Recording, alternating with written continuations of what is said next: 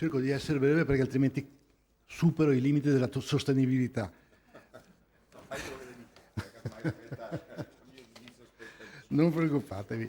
Allora, la ricerca, o meglio il lavoro che io sto qui a presentare e che mi auguro diventerà un volume in una delle collane del nostro istituto, è un lavoro in un certo senso di ricerca, ma anche di redazione di un grande catalogo, non dico definitivo, però molto avanti nell'ordine della copertura delle conoscenze e di ciò che è oggi come oggi catalogabile, delle piante e vedute di Venezia dall'origine di questa attività cartografica in senso lato fino in pratica a quando l'attività cartografica classica viene sostituita da altre strumentazioni e da altri tecniche e principi di raffigurare l'immagine della città.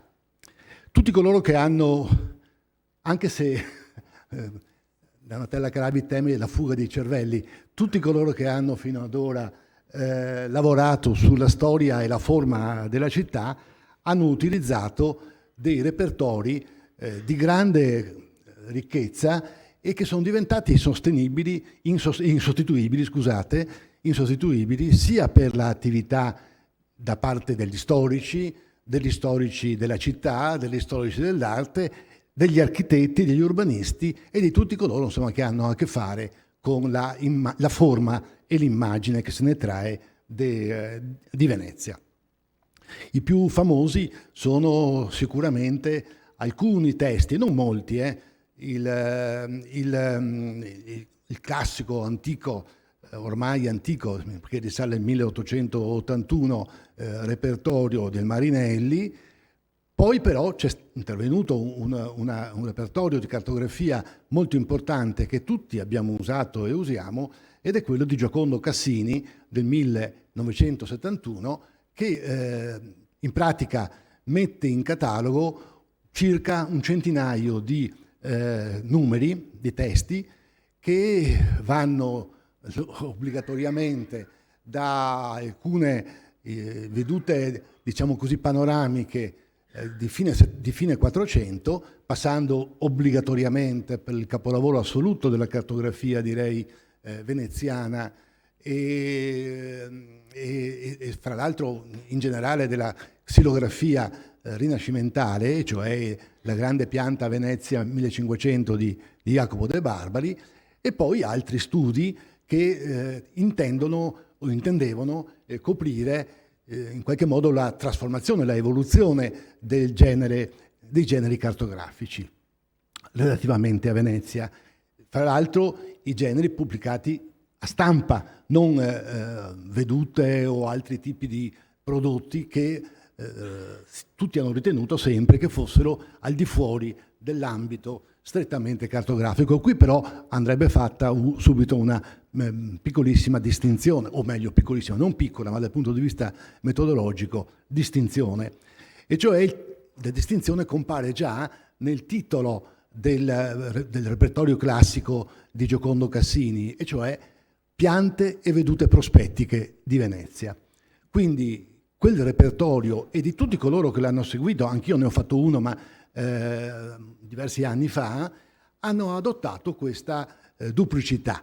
Le piante nel senso di le trascrizioni, le traduzioni planimetriche, zenitali, e la veduta prospettica, anche se la distinzione dei due generi, lo sappiamo tutti coloro che in qualche modo usano da storici e da storici della città questi strumenti, la distinzione fra i due campi, i due ambiti, è una distinzione abbastanza labile e abbastanza scivolosa, perché troviamo frequentemente che le due modalità, le due tipologie si intrecciano anche per il desiderio di coloro che sono gli autori di queste opere, che desiderano molto spesso dare un'immagine che abbia valore sia dal punto di vista della planimetria vera e propria, sia dal punto di vista della proiezione prospettica, dando al lettore, all'osservatore, l'impressione anche della forma della città stessa, nel suo alzato, e quindi nel costruire per esempio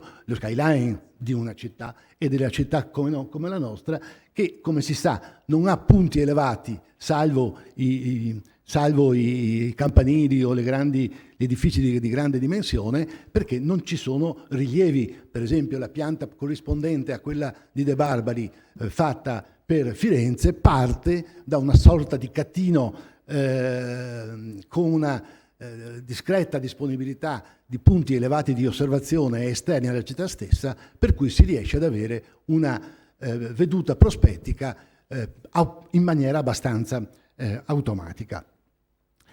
Chi vi parla, mentre costruiva per dar vita a una mostra alla Fondazione Querini Stampalia, chi vi parla e chi ha collaborato con lui, la dottoressa Vatin, che demmo vita a questa mostra, si è trovata a ragionare, visto che la mostra che si sarebbe chiamata Venezia, la scoperta dell'orizzonte infinito, si è trovata con dei prodotti che non erano catalogabili all'interno delle due categorie classiche di cui ho appena parlato. E sono dei prodotti che sono stati considerati, per carità, non che siano segreti o assolutamente incogniti, ma dei prodotti che non erano catalogabili. Perché? Perché assumevano un altro tipo di criterio e di logica nel dare l'immagine della città o delle città e dei territori in generale, non vale solo per Venezia, evidentemente. Ed è il genere cartografico che ricorre per la sua descrizione e denominazione a un neologismo creato a tavolino, e cioè il panorama. La parola panorama non esisteva nel vocabolario né italiano, né latino e né greco. Si capisce chiaramente che la definizione panorama è la costruzione sulla base di due parole greche. La panorama non esisteva, cioè è una parola che non era usato, si ricorreva alla formula veduta, paesaggio, paesaggismo e così via, però la parola panorama non era utilizzata. Panorama è stata inventata, ripeto, a tavolino da un pittore di origine irlandese che lavora però soprattutto a Londra a fine Settecento e poi nel primissimo Ottocento, Robert Barker, il quale Robert Barker pensa di realizzare un qualche cosa di assolutamente inedito, e cioè una veduta di Londra, per esempio, di Edimburgo, la prima realtà su cui si è applicato, in cui l'osservatore aveva una immagine a 360 gradi, cosa che non era evidentemente facile da realizzare, ma neanche da fruire, nemmeno da fruire. Tanto è vero che Robert Barker inventa questa sorta di grande cilindro in cui applica alle pareti interne del cilindro le diverse prospettive fino a costruire appunto una veduta a 360 gradi dentro la quale si entrava, il pubblico, era fatta per il pubblico, dentro la quale si entrava e si aveva una percezione, ruotando su se stessi o su una piattaforma mobile, si aveva la percezione completa della visione del sito, urbano o anche extraurbano, a 360 gradi appunto. Robert Barker brevetta, mi pare nel 1798, il metodo, e comincia, lungo tutto l'Ottocento, una fortuna crescente del genere dei panorami. I panorami arrivano ad essere delle realtà che comportano dei problemi, perché bisogna costruire delle apposite strutture, degli appositi ambienti dentro i quali applicare a parete dei dipinti fatti solitamente su tempera, con tempera a tecnica mista, su grandi tele appositamente tra l'altro realizzate, perché i panorami di maggior dimensione sono arrivati ad essere più di 150 metri lineari per altezze che variavano fra i 3 metri e i 5 metri. Quindi comportava un impegno notevolissimo anche dal punto di vista economico. Il genere dei panorami si diffonde immediatamente e ha un grandissimo successo in Francia. Che cosa rappresentavano questi panorami? Ripeto, città intere o pezzi di città, territori, spianate per dire, tanto è vero che si scopre subito la possibilità di utilizzazione in termini, vorrei dire, quasi ideologici. Infatti vengono molto usati i panorami per rappresentare battaglie, soprattutto battaglie napoleoniche. Tanto è vero che Napoleone ha la percezione che il genere può essere molto efficace e ordina la costruzione in Parigi di qualche cosa come più di una dozzina, le notizie sono differenti, fra 12 e 16 strutture che dovevano ospitare nei grandi dipinti interni, dovevano ospitare la rappresentazione delle grandi vittorie delle armate napoleoniche. Poi comincia l'operazione, ma non arriva assolutamente a compimento perché Napoleone non fa tempo a vederle finite. Tuttora esistono tracce però di qualche cosa che è stato realizzato. Tanto è vero che uno dei più famosi dei passaggi, quei passaggi che amava molto Walter Benjamin, a fianco dell'ingresso di uno dei passaggi più centrali e più articolati, tuttora esistono delle strutture cilindriche e il passaggio si chiama infatti ancora adesso Passage des Panoramas, perché due strutture da panorami ne segnavano l'ingresso. Ripeto, si diffonde in tutta Europa celermente, tra l'altro si crea anche una rete di relazioni per cui un panorama di Lione rimane montato per 2 anni, per dire, dopodiché però, siccome ormai si era diffusa anche il genere e le misure si cercava che combaciassero, che coincidessero, per cui il panorama di Lione va a Vienna e un panorama di Vienna va a Lione e viceversa. Quindi si crea un certo circuito di panorami. Soprattutto quello che dà un impulso enorme alla fortuna dei panorami sono le grandi esposizioni, perché in quelle circostanze, in quelle occasioni si realizzano dei panorami introducendo degli elementi dei movimenti in qualche modo di diversificazione, ma anche di ulteriore aggiunta all'effetto del trovarsi al centro di una città o di un territorio e così via. Si cerca di introdurre altri elementi, soprattutto il tema del movimento, perché i panorami sono delle realtà statiche.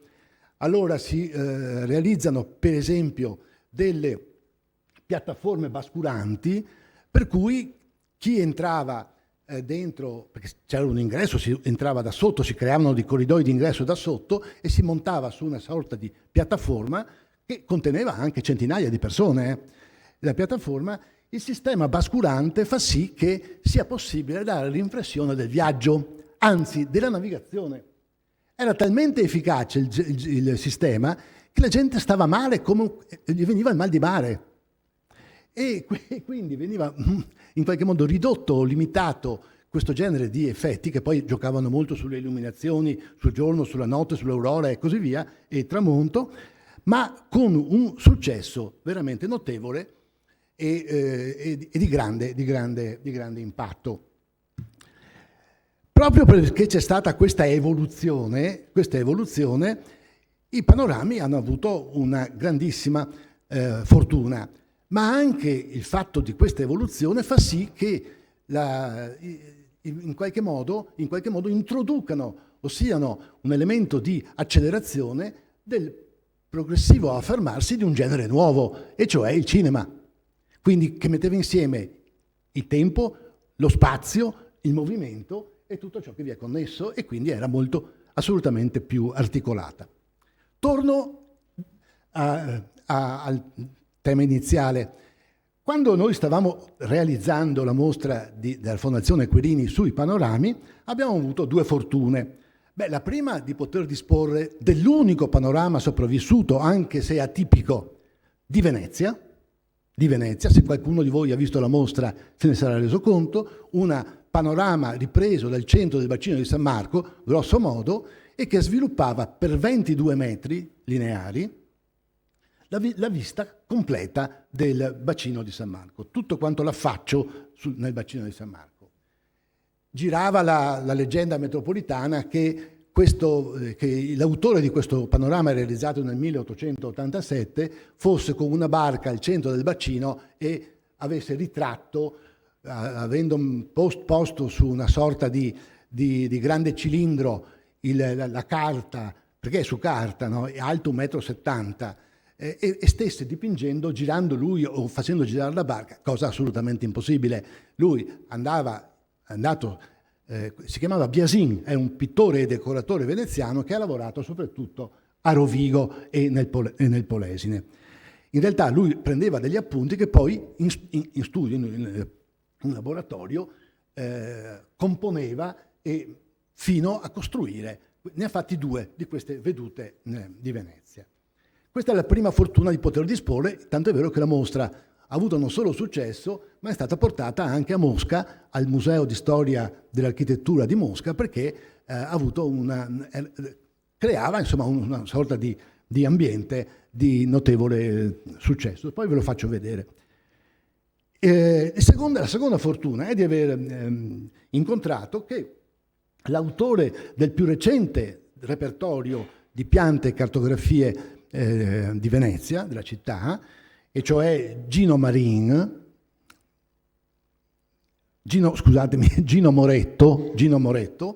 aveva pubblicato a 30 anni esatti dal repertorio di cui prima parlavamo, no, quello di Cassini, aveva pubblicato un repertorio di piante vedute di Venezia che praticamente raddoppiava il numero delle piante censite, piante vedute, pezzi di vedute e così via, quindi facendo compiere un salto avanti notevolissimo al genere.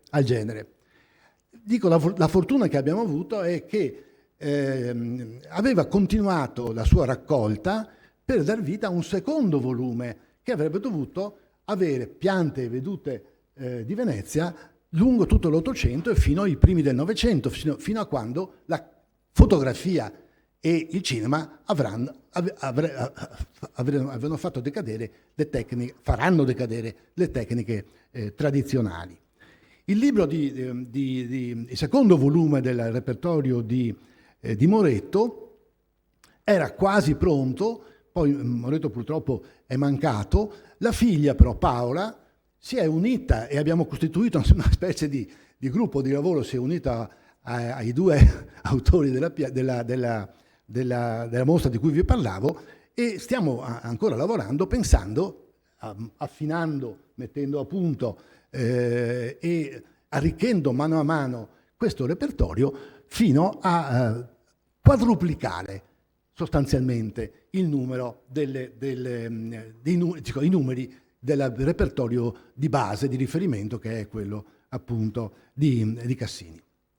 Allora sono entrati, tanto è vero che d'ora in poi non si parlerà più soltanto piante vedute come nei repertori tradizionali, ma si chiamerà piante vedute e panorami. E infatti la prima delle immagini che io vi faccio vedere è un testo rarissimo. È il panorama di Venezia ripreso dal campanile di San Marco e si chiama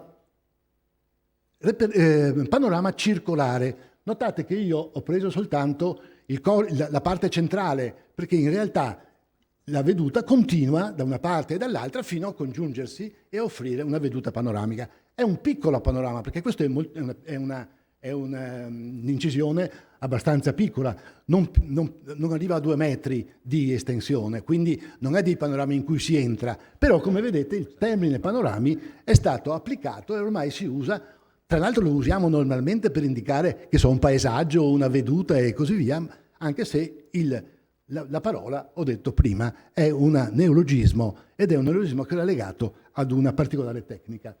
Come vedete, i problemi di comporre questo panorama non erano da poco. Chi ha aiutato in qualche modo il successo del genere dei panorami? la fotografia in un certo senso, però soprattutto la creazione di un punto di vista elevato. E allora è il momento in cui, siamo verso la metà dell'Ottocento, in cui i cartografi o coloro che sono gli autori delle vedute, dei panorami e così via, cominciano a utilizzare il pallone aerostatico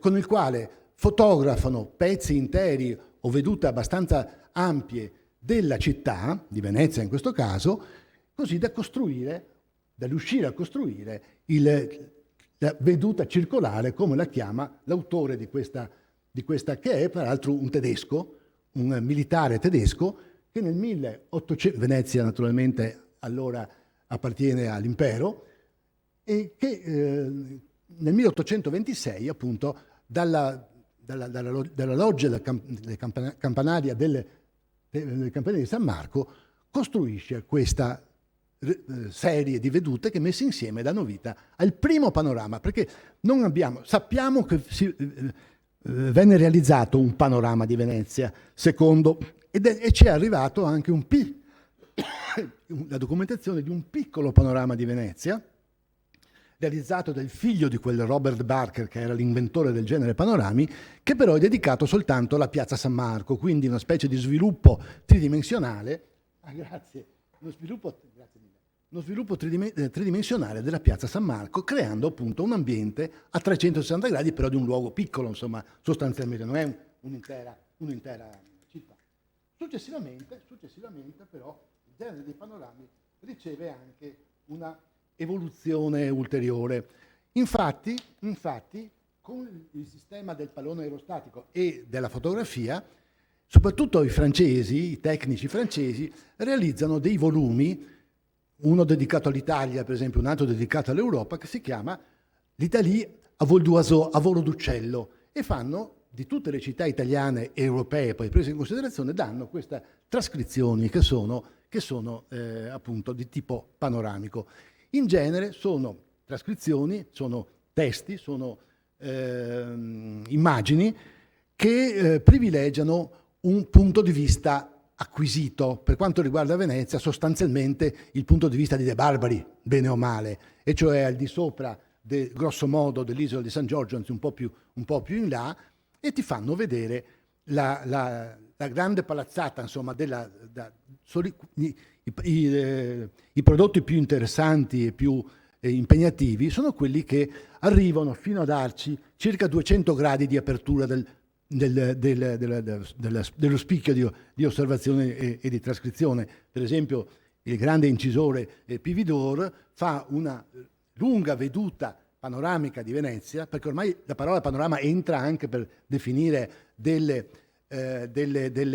riprese anche non circolari, ma che comunque danno una grossa visibilità alla forma e al prospetto della città. Dico, Pividor ne fa in occasione del congresso degli scienziati italiano degli scienziati nel 1847, viene regalato a tutti i partecipanti, oltre al famoso 3 volumi del Venezia e le sue lagune, anche in un tubo di cartone arrotolata questa grande veduta di Pividor. Ma continuiamo a vedere qualche immagine che forse vi potrà interessare di più, o potrà interessarvi. Dunque, questo vi ho detto che è di questo militare tedesco. Ecco, tutte invece le cartografie, facciamo un salto indietro qua, tutte le cartografie di Venezia partono dalla prima e più importante da questo punto di vista, di planimetrie, di Ludovico Ughi, che viene pubblicata nel 1729. Da questo deriverà in pratica tutte quante le planimetrie di Venezia fino a metà dell'Ottocento e oltre. Si vanta l'autore, cioè Ughi, che sia la prima pianta di Venezia fatta misurando edifici sul terreno e con una corretta impostazione degli angoli, dei rapporti tra gli angoli, perché poi c'è sempre il problema di trascrivere, che diventa ancora più grave, ancora più problematico proprio nei panorami, perché occorre fare una serie di operazioni, diciamo così, scenografiche e prospettiche per far sì che pur partendo da un virtuale unico punto di osservazione, non avvengano distorsioni eccessive e si possa percepire con sufficiente o accettabile deformazione tutta quanta una veduta della città. Qui volevo dire, perché tanto interesse anche da parte nostra per la cartografia? Lo sappiamo per motivi di carattere di utilità, ma l'importante è che nel Settecento, e proprio nella metà del Settecento, quando Hugi aveva da poco pubblicato la sua pianta, le planimetrie vengono considerate degli strumenti di lavoro, logicamente, ma di lavoro scientifico e di capacità progettuale. Questa è una cosa che va messa in luce chiaramente, partendo da una osservazione che ha fatto Francesco Algarotti quando trattava o suggeriva a Canaletto la realizzazione dei suoi famosi capricci, no? Che sono delle sorta di mosaici, di edifici, soprattutto palladiani, raccolti in un unico sito. Infatti Algarotti chiama questa operazione, che non è uno scherzo o un divertimento di Canaletto, potrebbe essere anche, sarà stato anche gradevole per lui farlo, ma li chiama, sono immagini di Venezia per capire come la città potrebbesi, cioè come si potrebbe progettare una città che risponda a dei criteri di razionalità illuministica palladiana, servendosi di una sorta di rendering, di finto rendering, con cui vedere che cosa sarebbe successo realizzando il ponte, realizzando i palazzi vicentini a Venezia invece che a Vicenza e via di questo passo. Cioè viene riconosciuta alla cartografia una funzione di stimolo o di verifica anche del progettare urbano. Cerco di accelerare, ma comunque mi dite voi quando mi fermo, perché ecco, questo è un panorama, uno dei primi panorami, venne pubblicato a Vienna da Artalia, e le vedete che la veduta dal piazzale davanti a San Giorgio, che allora era diventato, cioè allora da poco era diventato punto franco, già in epoca napoleonica, che poi sarà esteso a tutta quanta la città, si vede come il tentativo di mostrare la forma e lo sviluppo della città, però in una gradevole e assolutamente inedita visuale, punto di vista, che dà inizio, anche in questo caso, a un genere nuovo. Infatti verrà molto replicata, sarà più volte nuovamente incisa e colorata, infatti si trova anche in bianco e nero, ma ne esistono delle versioni prima della coloritura.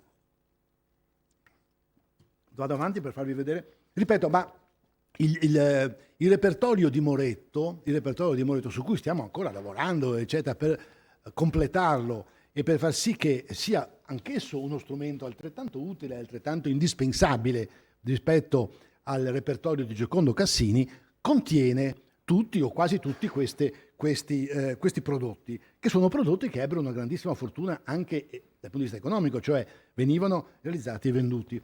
Oppure, ecco dal punto di vista progettuale di cui vi parlavo prima, questa è una veduta di Giuseppe Bertoia del 1836, mi pare, sì, in cui Bertoia, in una splendida grande incisione colorata, illustra il progetto che circolava in città di far arrivare, prego? Sì, infatti anche l'istituto si era pronunciato su questo, per far arrivare la ferrovia, come vedete, correndo dietro la Giudecca e superando il canale che divide la Giudecca da San Giorgio, facendolo arrivare a San Giorgio. Va bene? Da San Giorgio poi le successive modifiche o variazioni suggerite sono la creazione di un ponte apribile tra San Giorgio e la punta della dogana per far arrivare il viaggiatore a piedi fino in centro città, cioè dalla dogana poi a San Marco. come vedete non è un divertimento, anche questo, non è soltanto una prova, però è affronta in maniera elegantissima, perché l'incisione è molto bella, dal vivo è veramente splendida, un problema attraverso lo strumento, in questo caso panoramico, lo strumento panoramico. Infatti voi vedete che è un panorama di tutta la parte sud della laguna, anche oltre che della città soltanto. Ve ne mostro qualche altro perché credo che siano... No, in questo caso andiamo invece su una cartografia dove una delle prime volte, questa del 39, questa pianta 1839, dove vedete che cosa? Che compare e fa quasi da punto focale più importante in città, oltre a tutti quanti gli edifici monumentali segnati con un tratteggio molto fitto, che sembra nero, ma c'è inserito che cosa? Il terminale ferroviario. Voi vedete che dall'alto scende il ponte ferroviario che era stato allora costruito, addirittura era stato già demolito in questo momento la chiesa di Santa Lucia per costruire la stazione ferroviaria che poi rimarrà, pur modificata linguisticamente, rimarrà. Le cartografie, in questo caso, a partire dagli anni 40, danno conto anche di tutte le modifiche del profilo esterno della città, quindi gli interramenti, quindi le trasformazioni dei giardini, quelli che noi chiamiamo della Biennale, quindi l'interramento della Sacca dell'Angelo e poi della Sacca di Santa Chiara per ampliare la zona abitabile, cioè edificabile e abitabile. E tra l'altro a seguire che cosa? A seguire quel rovesciamento della città dal suo affaccio classico e tradizionale sul bacino di San Marco verso la testata occidentale, e cioè laddove si costruisce, si fa arrivare la linea ferroviaria e dove successivamente si costruirà i grandi magazzini, come si dice, il porto commerciale e tutte le strutture in banchina. E si darà avvio alla industrializzazione, il tentativo di industrializzazione della città. Questo è il capolavoro invece della cartografia veneziana dell'Ottocento. I 3 punti obbligati e fermi nel corso dei secoli sono De Barbari nel Cinquecento, quello che abbiamo visto prima, Lughi nel 1729 e i Combatti, Bernardo e Gaetano Combatti nel 1846, aggiornata fino al 1855. È un rilievo di grande dimensione, perché è più di 2 metri di lunghezza, straordinario per qualità e per anche la resa grafica. I Combatti, padre e figlio, si rovinarono perché erano dipendenti pubblici, dipendenti del Comune di Venezia, e il più giovane dei due, sopravvissuto, alla fine si ridusse in miseria, tanto è vero che non aveva nemmeno la suola delle scarpe, dice che girava con le tomaie senza scarpe perché non aveva i soldi per comprarsi delle scarpe vere e proprie. Però il prodotto è un prodotto che rimane ed è di un'importanza, anche perché tutti i rilievi degli edifici sono perfettamente misurati sul posto e quindi sono un punto di riferimento obbligato per la maglia edilizia della città. Io vado un po' avanti. Ecco, i panorami a volte danno vita a dei capolavori, piccoli capolavori della cartografia, ma più che della cartografia, del vedutismo, del panoramismo, chiamiamolo così, e della qualità incisoria.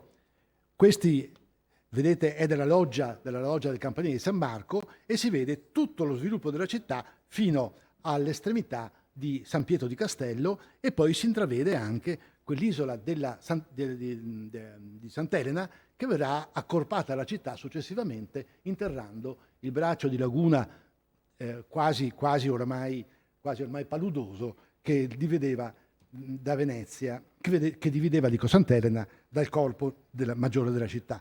Non mi sto a leggere i nomi, eccetera, sono quasi tutti prodotti francesi, tra l'altro, perché, se volete dopo ve lo dico, però è inutile che...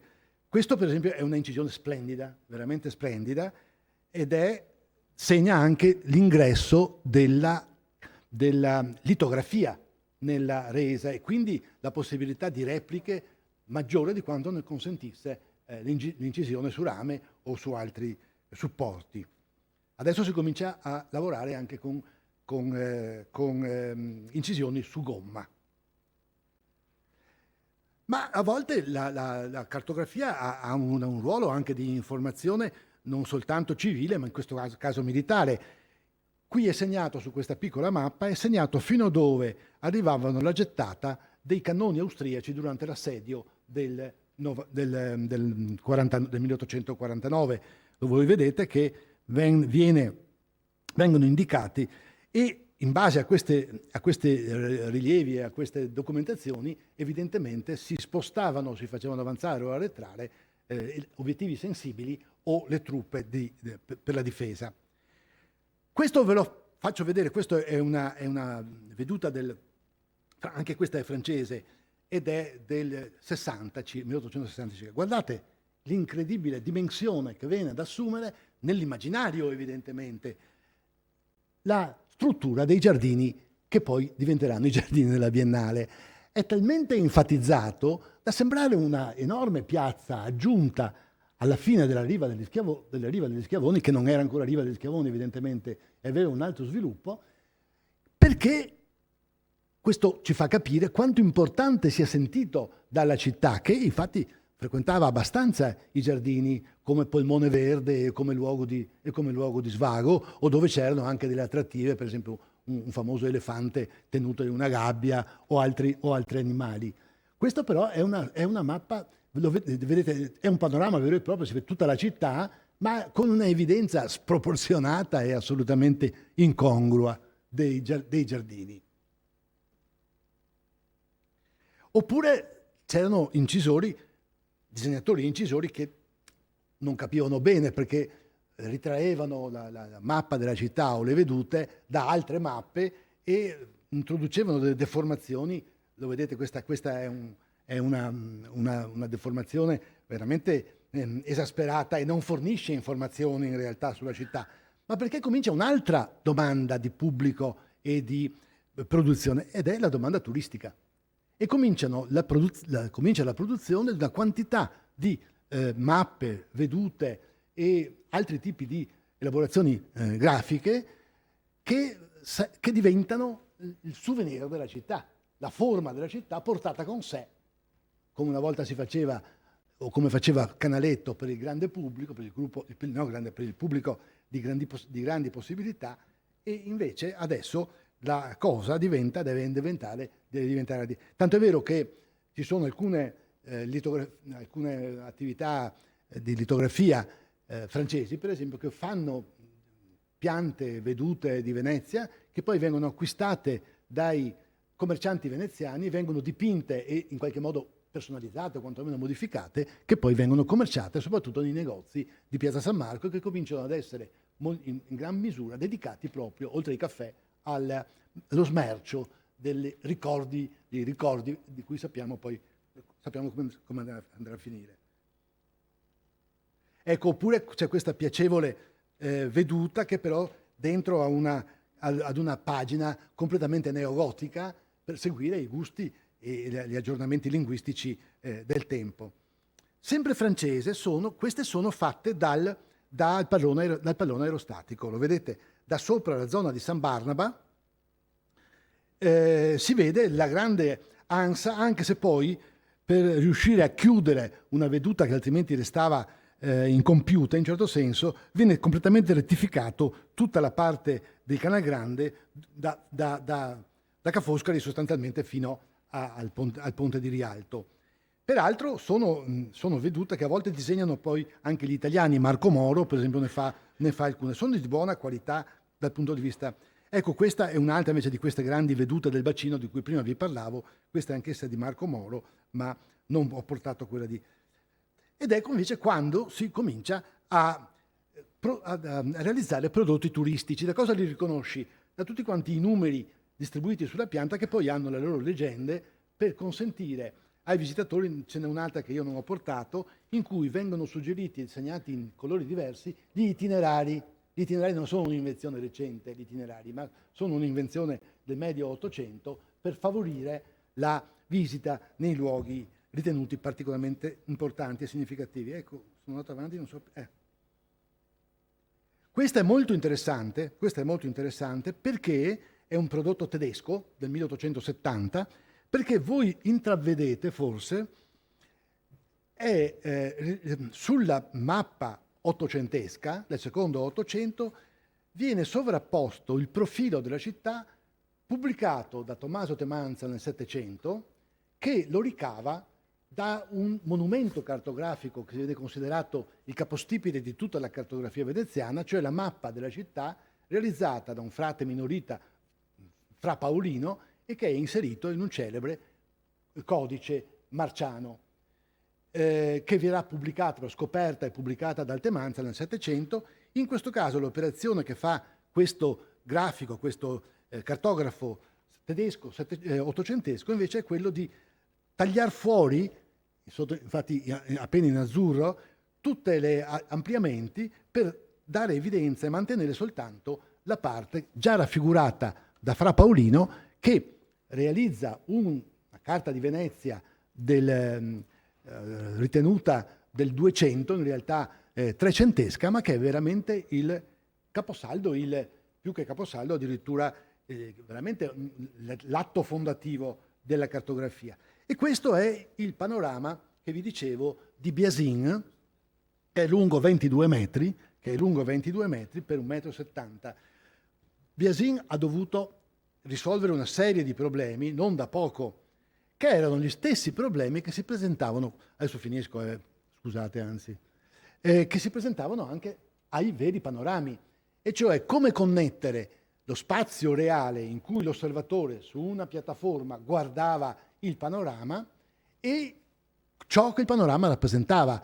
Esisteva cioè una specie di terra di nessuno che nei panorami che vengono realizzati, i grandi panorami, viene riempita con vari oggetti, finte abitazioni, case e così via, per chiudere, appunto, per suturare il luogo dell'osservazione rispetto alla rappresentazione. Il panorama di Biasin, per chi l'ha visto forse ce l'ha in mente, è molto bello, fa una serie di forzature anche lui per arrivare a chiudere il cerchio, tanto è vero che fra l'altro le parti marginali sono un po' rovinate, un po' mangiate, comunque è veramente un prodotto ed è unico anche per la dimensione, perché, ripeto, applicato sulle pareti di che cosa? Di quell'antenato della Biennale che è stata l'esposizione nazionale artistica del 1887, sempre ai Giardini, era applicato alle pareti della prima sala della esposizione. Ed ecco com'è un panorama, perché Napoleone voleva fare 16 battaglie, vittorie napoleoniche da esporre in 16 strutture di panorama. In realtà quelle non ci sono pervenute, è pervenuto un bellissimo panorama di Parigi che è arrotolata nei depositi del Louvre, ma è settecentesco, primo Ottocento, ed è bellissimo, ma non viene esposto mai. L'ha pubblicato Franco Maria Ricci molti anni fa su uno dei suoi FMR. Questo invece è il panorama che c'è a Mosca, della battaglia che sconfigge Napoleone. Quindi c'è stata una specie di nemesi, altro che le battaglie. C'è rappresentata quella della Beresina, mi pare, non mi ricordo, quindi una vittoria. Vedete come sono? Esiste al centro delle panorame, delle piattaforme di osservazione, e tutto attorno, per più di 150 metri, si sviluppano le varie fasi della battaglia rappresentata. Siamo noi che abbiamo fatto questa fotografia con la collega Vartan, però sono una documentazione interessantissima e suggestiva, nonostante tutto, fino a adesso ancora.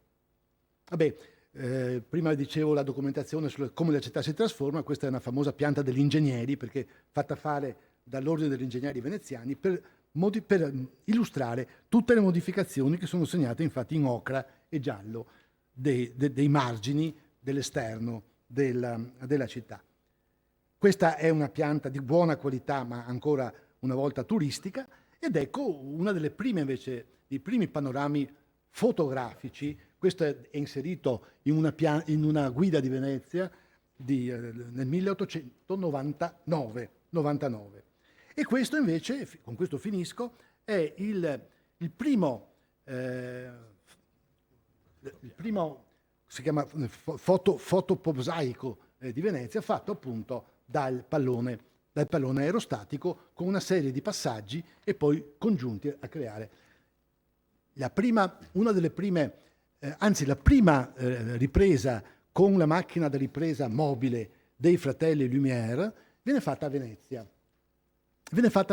E che nome ha, anche se è una ripresa di Piazza San Marco e così via, con la gente che cammina, ma non è un panorama. Però il nome che viene messo dai Lumière a questi loro, prima mi pare che siano 90 secondi in tutto, no? È Panorama de Venise. Quindi il panorama è entrato a tutti gli effetti anche nel cinema, pronto a riprendere il testimone da un Ottocento che non è cinematografico, ma che è tutto panoramico. Grazie.